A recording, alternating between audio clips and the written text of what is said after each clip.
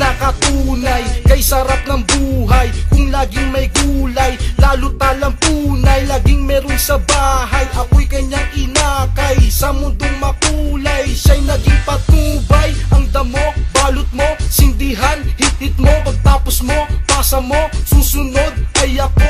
Hanggat sa gusto mo, sige pa, sindi mo.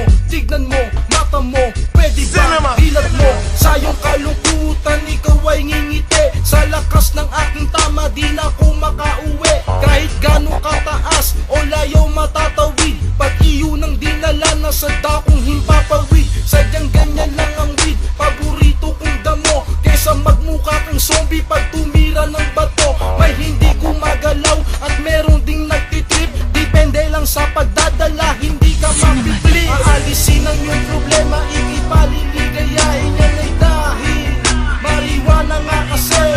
Laging nakatawa, mapungay ang mata, yan ay dahil marijuana nga kasi. Aalisin ang iyong problema, ikipaliligayahin yan ay dahil marijuana nga kasi.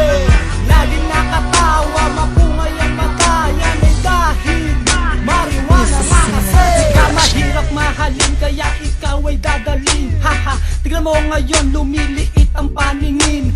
Hindi ko na malaman kung ano ang gagawin. Maria, bakit nga ba ang lakas ng iyong dating? Sa tuwing sisindihan kita para akong naprapraning. Isang hitit ko lang sa'yo, 10 agad parang lasing. Kaya sobrang mahal kita, hindi kita pagpapalit. Binigyan mo ng kulay ang buhay kong napakapait. Dahil minsan ako'y gipit, sa'yo ko lumalapit. Isang langhap ko lang agad akong napapakapit. Sabog na nga kasi kaya ngayon ako'y mapungay. Ang feeling ko'y chinito, yun ang matinding patunay. At kung di mo yun naget sa likas, sumindi ka rin. Hindi ako nagbibiro, maya maya sabog ka rin. Napakamurang halaga, hindi ka neto bibitinin. At kahit anong ihain, malamang iyong kainin. Aalisin ang iyong problema, ikipaliligayahin yan ay dahil marijuana nga kasi.